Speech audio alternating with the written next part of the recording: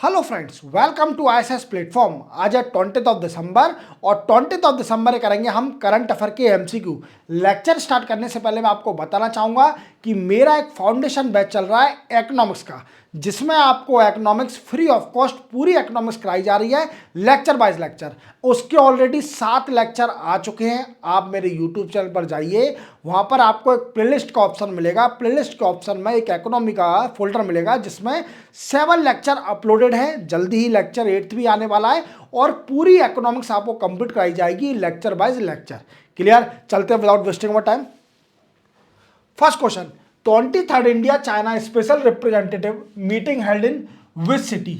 अब ये पूछ रहा है, अब आपको ये क्वेश्चन पढ़ने के बाद आपके मन में एक डाउट आ रहा होगा कि सर, जो नए बच्चे होंगे जो रेगुलर मेरा वीडियो देख रहे होंगे, हिंदू, इंडियन एक्सप्रेस और पीआईबी के एनालिसिस और एमसी का वीडियो, तो उनको प्रॉब्लम नहीं आ रही होगी। और जो नए बच्चे जुड़े हैं मेरे से, नए बच्चे जो आ रहे हैं, जुड़ रहे हैं, उनको बड़ी प्रॉब्लम आएगी। क्योंकि क्या है कि उनके मन में डाउट आ रहा होगा कि सर, इंडिया और चाइना इतनी कंटिन्यूसली मीटिंग को करे जा रही है। कभी दिल्ली में मीटिंग हो रही है, कभी बीजिंग में मीटिंग हो रही है, तो ऐसी मीटिंग चल क्यों रही है? तो इसका कारण है दोस्तों, क्या है कि सिंस 2020 से इंडिया और चाइना के बॉर्डर पर स्टैंड ऑफ चल रहा था। इंडिया और चाइना का स्टैंड ऑफ चल रहा था। अब स्टैंड ऑफ कौन कौन से पॉइंट पे? एक तो ईस्टर्न लद्दाख में चल रहा था। कहां पर? ईस्टर्न लद्दाख में। सर, ईस्टर्न लद्दाख में पॉइंट तो बताइए। तो पॉइंट है दीपसांग, धेमचौक और गलवान वैली।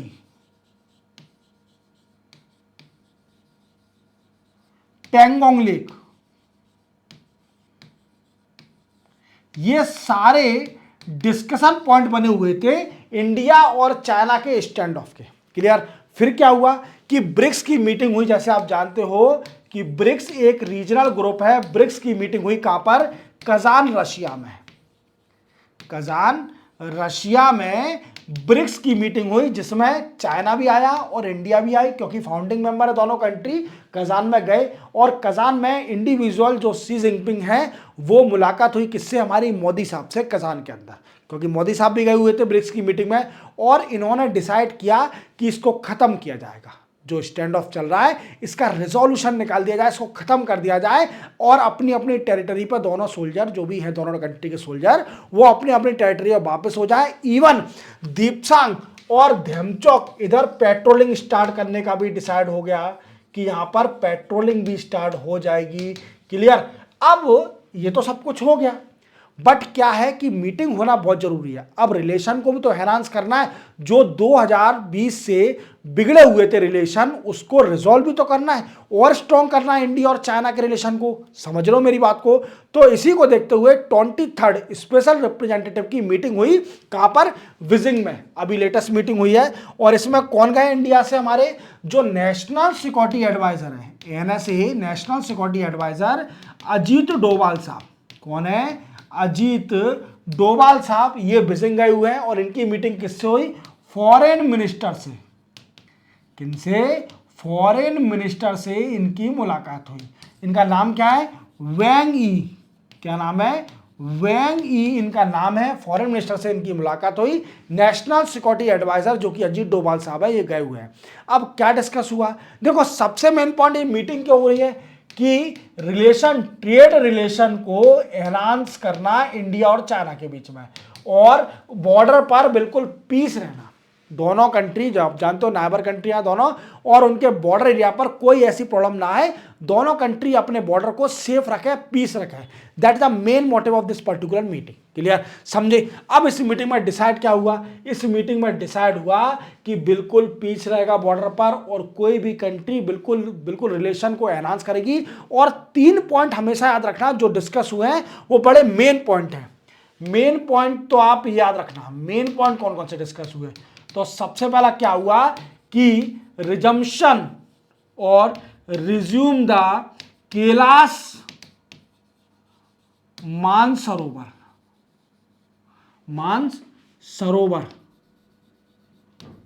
मानसरोवर, कैलाश मानसरोवर की जो यात्रा है, टूरिज्म है, उसको एनहांस किया जाएगा। क्लियर? पहला वाला क्लियर, ये इसको स्टार्ट किया जाएगा। दूसरा, नथुल्ला पास को स्टार्ट किया जाएगा, नथुल्ला पास को स्टार्ट किया जाएगा, जो कि ट्रेड को एनहांस करेगा इंडिया और चाइना के बीच में। तीसरा पॉइंट का डिस्कस किया गया कि ट्रांस रिवर, जो कि दोनों कंट्री में रिवर बह रही है, उसका डेटा भी शेयर किया जाएगा। क्लियर, दोनों कंट्री शेयर करेंगी। बस आपको याद कर रखना है, ये 3 पॉइंट मेन पॉइंट याद रखना है। और ये कहां पर हुई, ये बीजिंग में हो रही है। Clear, 23rd India China special representative meeting हो रही है। और क्या डिस्कस हुआ, working mechanism on consultation and cooperation, मैंने बताया था, आप देख लीजिए मेरे एनालिसिस वाले वीडियो में, तो आपको मैंने कंफर्म किया हुआ है, इसमें बताया, पूरा क्लियर किया है। क्लियर, चलते अपन नेक्स्ट क्वेश्चन पर। नेक्स्ट है, which state of India decided to implement uniform civil code from January 2025। आप देख पा रहे होंगे, ये है पुष्कर सिंह धामी। कौन है, पुष्कर सिंह धामी। और ये कौन है, ये हैं हमारे इंडिया का यूनाइटेड किंगडम के सीएम, हमारे इंडिया का यूके के CM, what I mean Uttarakhand के सीएम है।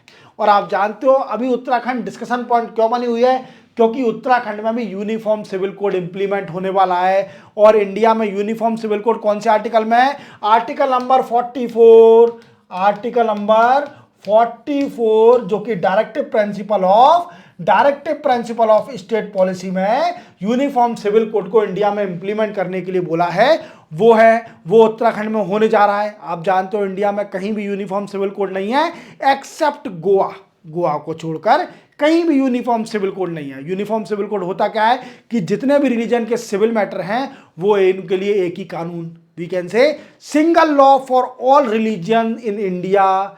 सिविल लॉ, जितने भी सिविल मैटर हैं, मैरिज, डाइवोर्स, उनके लिए सिंगल लॉ होना चाहिए, चाहे कोई सा भी रिलीजन हो। That is called a uniform civil code and that was provided or that is provided in the constitution of article number 44, that part of the directive principle of the state policy। समझे मेरी बात को। तो Uttarakhand government क्या करने जा रही है, इसको जनवरी से इंप्लीमेंट करने जा रही है उत्तराखंड के अंदर। अब आपके मन में डाउट आ रहा होगा, सर आपने ये क्वेश्चन पहले ही बताया था और आपने बोला था कि उत्तराखंड तो 9 नवंबर को इसको इंप्लीमेंट कर देगी। अब 9 नवंबर 2024 को इसको इंप्लीमेंट कर देगी, आपने ये बताया था। बट आपने ये भी बोला था कि 9 नवंबर को कौन सा डे है, 9 नवंबर को इसका फाउंडेशन डे है उत्तराखंड का। जैसे कि आप जानते हो कि 2000 में 3 स्टेट बनी थी। कौन कौन सी, 2000 में 3 स्टेट, सबसे पहले छत्तीसगढ़ मध्य प्रदेश से बाइफरकेट होके, देन आफ्टर उत्तराखंड यूपी से बाइफरकेट होके, और झारखंड बिहार से बाइफरकेट होके। क्लियर, याद रखोगे।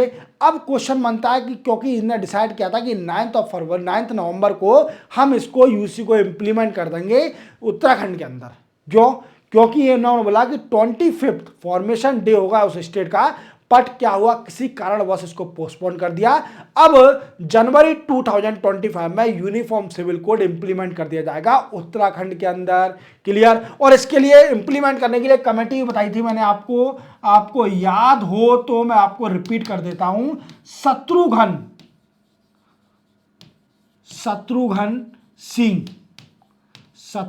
सिंह ये कमेटी बनी थी। ये कौन है, फॉर्मर चीफ सेक्रेटरी हैं, क्लियर, उत्तराखंड के। तो ये इंप्लीमेंट करने के लिए यूनिफॉर्म सिविल कोड को ये कमेटी भी बनी थी और इसने रिकमेंडेशन भी मैंने आपको क्लियर किया है, आप मेरे प्रीवियस लेक्चर में देख सकते हैं। क्लियर, चलते हैं अपन नेक्स्ट क्वेश्चन पर। नेक्स्ट है, which country has conferred royal honour on Indian educationist Arun Kapoor. देखो अरुण कपूर को जो एजुकेशनिस्ट हैं, इनको किस कंट्री ने एक रॉयल ऑनर दिया है, तो ये दिया है भूटान ने। आप देख पा रहे होंगे ये भूटान के किंग हैं जो कि रॉयल ऑनर दे रहे हैं अरुण कपूर जी को, जो एजुकेशनिस्ट हैं। और इन्होंने क्या किया, इनको क्या क्या दिया है, इनको एक टाइटल मिला है। कौन सा, दासो टाइटल। कौन सा, दासो टाइटल भी दिया गया है। और इसी के साथ एक रेड स्कार्फ भी दिया है इनको। क्या दिया है, रेड स्कार्फ भी दिया है, दासो टाइटल भी दिया है, रेड स्कार्फ भी दिया है, इवन रॉयल ऑनर के साथ साथ। अब इन्होंने ऐसा क्या किया है, तो इन्होंने इंडिया और भूटान में बड़ा कंट्रीब्यूशन किया है एजुकेशन को प्रमोट करने के लिए। क्या किया है, इंडिया और भूटान के अंदर दोनों कंट्री में एजुकेशन को प्रमोट करने के लिए बड़ा अपना योगदान दिया है। इसी वजह से भूटान कंट्री ने डिसाइड किया है कि रॉयल ऑनर दिया जाएगा किसको, एजुकेशनिस्ट को, अरुण कपूर जी को। क्लियर, याद रखोगे। चलते हैं नेक्स्ट क्वेश्चन पर। नेक्स्ट है, which state is organise 10th international forest fair 2024। तो 2024 का 10th इंटरनेशनल फॉरेस्ट फेयर कहां पर हो रहा है? तो आप देख पा रहे होंगे ये है मोहन यादव।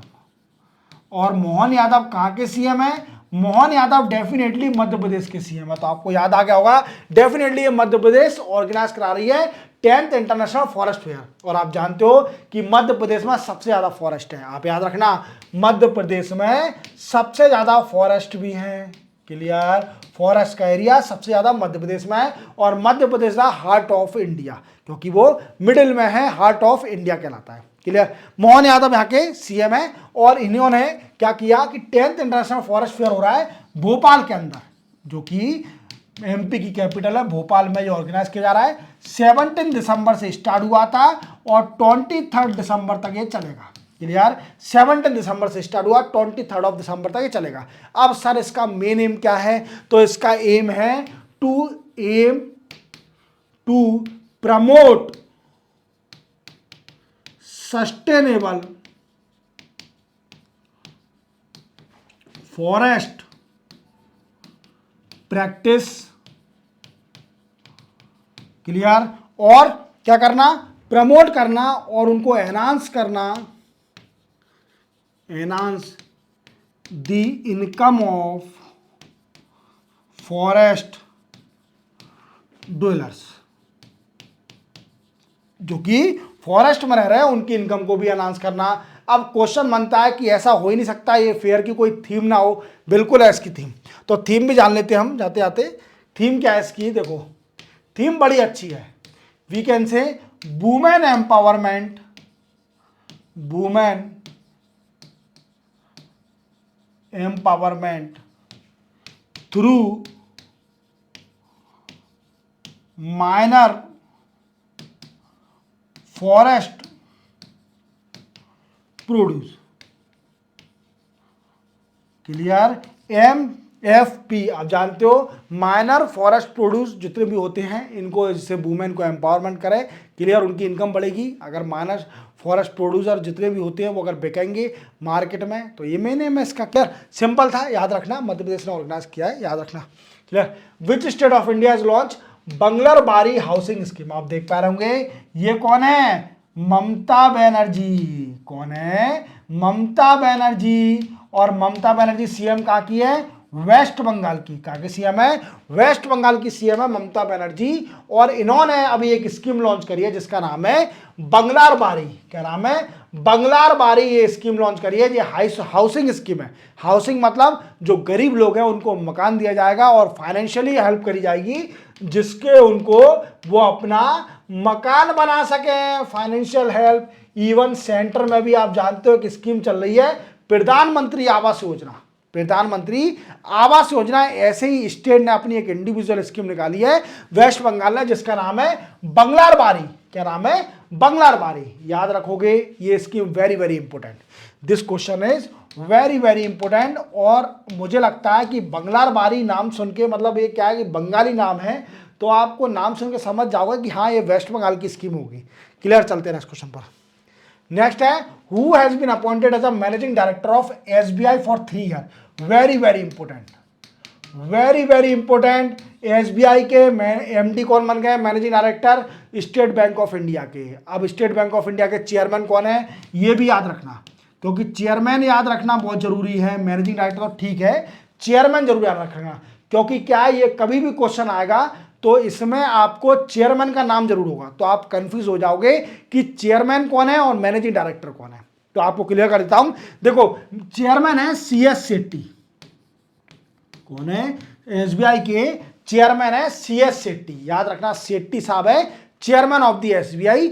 और अभी मैनेजिंग डायरेक्टर बन गए राम मोहन राव। कौन? राम मोहन राव। अब राम मोहन से सुन के आपको लग रहा होगा, एक किसी की याद आ रही होगी आपको कि राम मोहन नायडू तो हमने सुना है सिविल एविएशन मिनिस्टर हैं। तो सिविल एविएशन मिनिस्टर कौन है? राम मोहन नायडू। याद रखोगे कौन है? राम मोहन नायडू। क्लियर। अब क्वेश्चन बनता है सर ये किस पार्टी से है? बीजेपी गवर्नमेंट से है क्या? नहीं, बीजेपी पार्टी से नहीं है, ये है तेलुगु देशम पार्टी से, आंध्र प्रदेश से। और जानते हो तेलुगु देशम पार्टी का अलायंस है एनडीए के साथ, एनडीए का अलायंस है तेलुगु देशम पार्टी। क्लियर। चलते अपन इस क्वेश्चन पर। Nepal has appointed to whom as ambassador to India. ये सेकंड टाइम एम्बेसडर बन गए हैं, फिर से इंडिया में आ गए हैं नेपाल की तरफ से। तो शंकर शर्मा जी इनका नाम है। क्लियर, सिंपल है, ज्यादा इसको मतलब फोकस मत करना, ठीक है। शंकर शर्मा नाम याद रखना। क्लियर। चलते अपन इस क्वेश्चन पर। नेक्स्ट है Indian army has inaugurate artificial intelligence incubation centre in which city of India. Very very very important. ये artificial intelligence incubation centre Indian army ने कहां पर खोला है, किस सिटी में इंडिया के? तो ये खोला है बेंगलोर और बेंगलुरु में। बेंगलुरु में ये सेंटर खोला है। इसका मेन फोकस है focus to artificial driven technology, ऐसी टेक्नोलॉजी बनाना जो कि आर्टिफिशियल ड्रिवन होंगी, या फिर सर्विलेंस डिफेंस प्रोडक्ट इसका मेन एम है। समझ गए मेरी बात को? क्लियर, इतना क्लियर हो गया दोस्तों? क्लियर। तो इसी के साथ 20 दिसंबर के करंट अफेयर के एमसीक्यू कंप्लीट होते हैं। अब आपको क्या करना है, 5 या 10 मिनट का रेस्ट करिए। क्लियर। अब इसके बाद सीधे जाइए मेरे यूट्यूब चैनल पर, वहां पर आपको एक इकोनॉमी का फोल्डर मिलेगा जिसमें 7 लेक्चर ऑलरेडी अपलोड हो चुके हैं। देख लीजिए, आपकी इकोनॉमी इतनी स्ट्रांग हो जाएगी, कभी आपका कोई क्वेश्चन स्किप नहीं होगा, ये मेरा आपसे गारंटी है। क्लियर। तो मिलेंगे हम कल, तब तक के लिए जय हिंद।